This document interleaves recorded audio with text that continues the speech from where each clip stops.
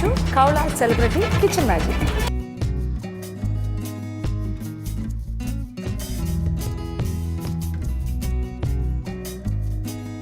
Khoula celebrity kitchen മാജിക്കിൻ്റെ മറ്റൊരു റൗണ്ടിലേക്ക് സ്വാഗതം. ഇത് മറ്റൊരു റൗണ്ട് എന്ന് നമുക്ക് പറയാൻ സാധിക്കില്ല, കാര്യം നമ്മൾ കുറേ റൗണ്ട്സിലൂടെ കടന്നു പോയിട്ട് ഇത് കുറച്ച് പ്രധാനപ്പെട്ട ഒരു റൗണ്ടായിട്ട് തന്നെ കാറ്റഗറൈസ് ചെയ്യണം. കാരണം ഇനി അവർ തയ്യാറാക്കേണ്ട വിഭവങ്ങൾ എന്താണെന്ന് ചോദിച്ചാൽ ഒരുവിധം നമ്മൾക്ക് അറിയുന്നത് അല്ലെങ്കിൽ നിങ്ങൾ കാണാൻ ആഗ്രഹിക്കുന്നത് അത്തരം വിഭവങ്ങളെല്ലാം തന്നെ പല റൗണ്ട്സിലൂടെ അവർ ചെയ്തു കഴിഞ്ഞു. അപ്പോൾ മത്സരാർത്ഥികൾ കടന്നുപോയ റൗണ്ട്സിനെ കുറിച്ച് ഓർമ്മിപ്പിക്കുകയാണെങ്കിൽ ഫ്രണ്ട്സ് റൗണ്ട് കഴിഞ്ഞു, ഫാമിലി റൗണ്ട് കഴിഞ്ഞു, പിന്നെന്താ പറയുക സർപ്രൈസ് റൗണ്ട് കഴിഞ്ഞു, പിന്നെ ബഡ്ജറ്റ് റൗണ്ട്, പിന്നെ ഇങ്ങനെ പുഡിങ്സ് ആൻഡ് കേക്ക്സ്, അങ്ങനെ ഒത്തിരി മനോഹരമായ റൗണ്ട്സിലൂടെയാണ് കടന്നുപോയത് ഈ മത്സരം. അപ്പോൾ നമ്മളിപ്പോൾ ഒരു പ്രത്യേക അവസ്ഥയിൽ വന്ന് നിൽക്കുകയാണ്. അതായത് ഒരു മത്സരം എന്ന് പറയുമ്പോൾ അതിന് ജയവും തോൽവിയും എല്ലാം ഉണ്ടാകും. അപ്പോൾ എല്ലാ മത്സരാർത്ഥികളും അവസാനം വരെയും എത്തില്ല. കാരണം ഇതിലെ ഏറ്റവും ടോപ്പായിട്ടുള്ള അല്ലെങ്കിൽ ഏറ്റവും നന്നായി പാചകം ചെയ്യുന്ന മത്സരാർത്ഥി തന്നെയായിരിക്കും വിന്നർ. അപ്പോൾ ആ ഒരു അവസ്ഥയിലേക്ക് വരണം എന്നുണ്ടെങ്കിൽ ഈ മത്സരത്തിൻ്റെ മറ്റൊരു സ്റ്റേജിലേക്ക് നമ്മൾ കടക്കണം.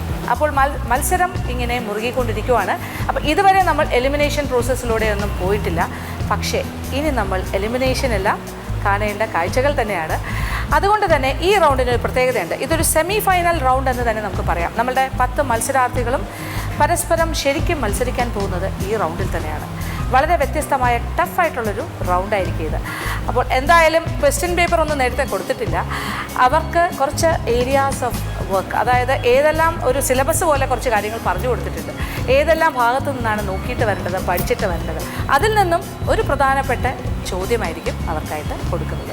അപ്പോൾ അതിലൊരു സസ്പെൻസ് ഇല്ലേ, ആ സസ്പെൻസ് കാണുക, മത്സരാർത്ഥികളുടെ മറ്റ് വിശേഷങ്ങൾ, അവരുടെ മത്സരം നന്നായിട്ട് കാണുക, ആസ്വദിക്കുക.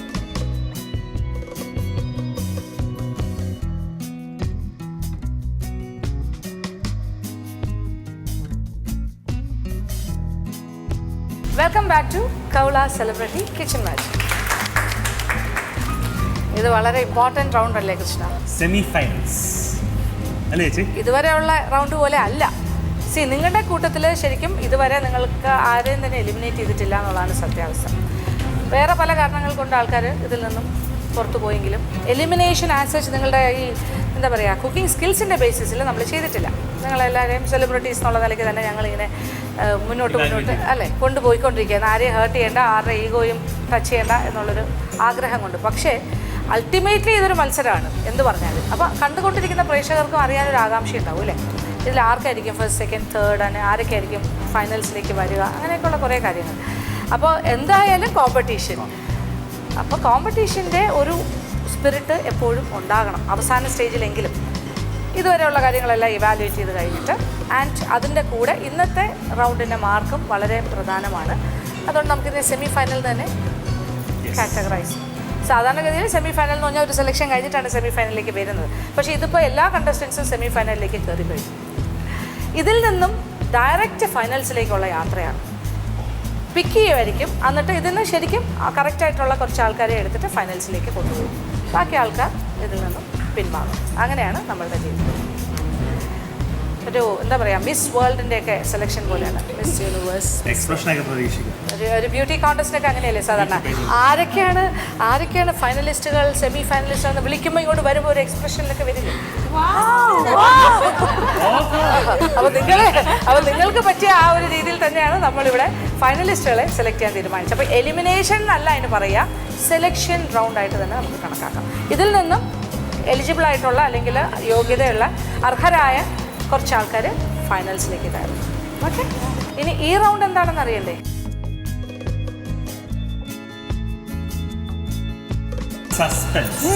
സിലബസ് ഒക്കെ കിട്ടിയല്ലോ അല്ലേ, പഠിക്കേണ്ട ഏരിയ ഒക്കെ പറഞ്ഞു തന്നിരുന്നു. 11 സ്റ്റേറ്റിലെ ഭക്ഷണ കാര്യങ്ങൾ മനസ്സിലാക്കിയിട്ട് വരിക എന്ന് പറഞ്ഞു. അതിൽ നിന്നും ഏതെങ്കിലും ഒരു സ്റ്റേറ്റിൻ്റെ പ്രധാനപ്പെട്ട വിഭവങ്ങൾ തയ്യാറാക്കാനായിരിക്കും നമ്മൾ ആവശ്യപ്പെടുക. കേരള അല്ലാന്ന് പറഞ്ഞിട്ടുണ്ടല്ലോ നമ്മൾ. കേരളയെ കൊണ്ട് അവർ വരില്ല. എൻ്റെ കേരളമല്ല, ഇന്ത്യയിലെ പ്രധാനപ്പെട്ട മറ്റ് സംസ്ഥാനങ്ങളിൽ നിന്നും നല്ല ഭക്ഷണ സംസ്കാരമുള്ള സ്ഥലങ്ങളിൽ നിന്ന്. അപ്പോൾ നിങ്ങളെല്ലാം തയ്യാറാണല്ലോ? ആർക്കും ഒരു ഉത്തരവില്ല, കയ്യിലങ്ങനെ ചേർത്ത് ഓക്കെ നമുക്ക് പറയാം കൃഷ്ണ.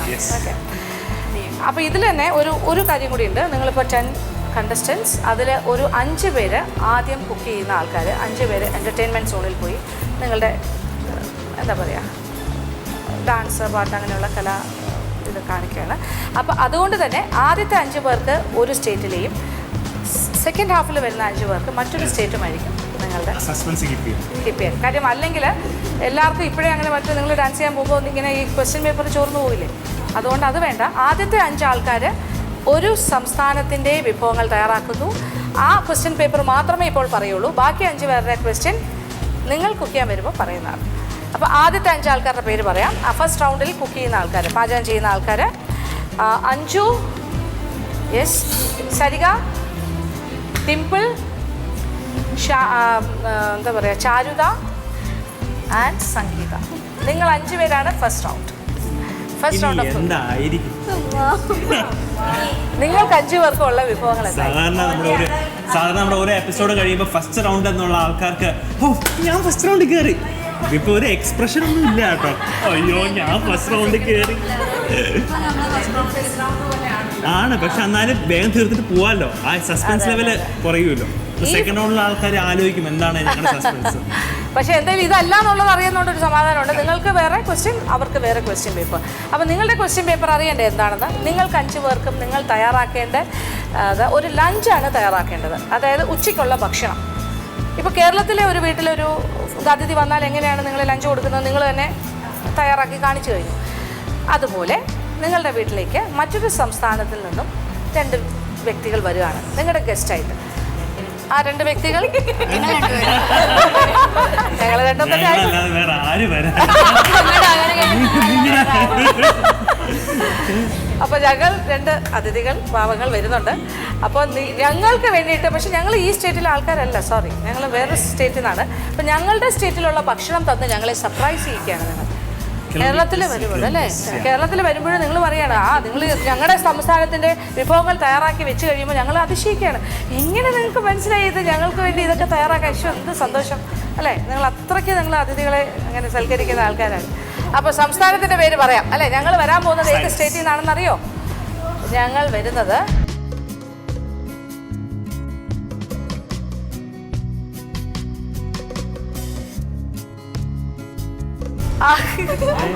State of Andhra.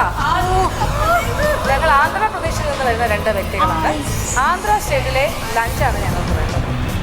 അതിഥികൾ നേരത്തെ വിഭവങ്ങൾ പറഞ്ഞിട്ട് വരുന്ന അതിഥികളെ കണ്ടിട്ടുണ്ടോ? അതുവരെ പറഞ്ഞു തരുന്നുണ്ട്. ഞങ്ങൾ വരുന്നുണ്ട്, ഞങ്ങൾക്ക് നിങ്ങൾ തയ്യാറാക്കി തന്നാൽ ഞങ്ങൾക്ക് ലഞ്ച് തയ്യാറാക്കി തരാം.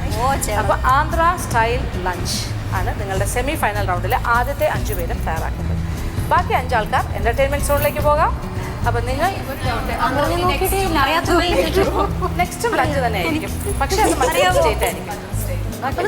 അപ്പം ഈ 5 ആൾക്കാരും കൂടി തെലങ്കാന വിഭവങ്ങൾ തയ്യാറാക്കുക. തെലങ്കാന വെച്ചാൽ ആന്ധ്ര എന്ന് പറയുമ്പോൾ ഒരുപാട് കാര്യങ്ങൾ അതിൽ വരും.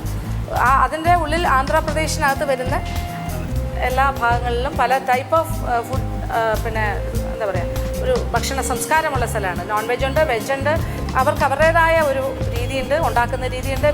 ഇൻഗ്രീഡിയൻസിൻ്റെ കാര്യത്തിൽ അവർക്ക് ചില ഇഷ്ടങ്ങളുണ്ട്, ചില പ്രത്യേക. എന്തായാലും ഭോജനം ചാല ബാഗുന്തി. പറഞ്ഞു കഴിഞ്ഞു.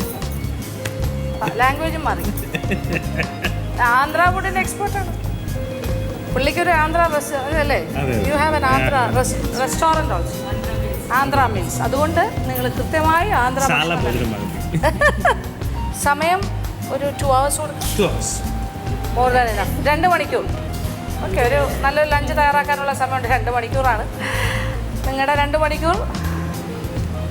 തിരക്കേടില്ല അല്ലേ, 2 മണിക്കൂറാവാം. ഓക്കെ. പിന്നെ ഇവിടെ നിങ്ങൾക്ക് ചേരുവകളെല്ലാം തന്നെ ഇത് സൗത്ത് ഇന്ത്യൻ സ്റ്റൈൽ ആയതുകൊണ്ട് തന്നെ ഇവിടെ എല്ലാ പറയുന്ന നിങ്ങൾക്ക് ആവശ്യമുള്ള എല്ലാ ചേരുവകളും ഇവിടെ ഉണ്ടാവും. അതിൽ നിന്നും സെലക്ട് ചെയ്യുക. ഉണ്ടാകും. All the best. All the best. Okay.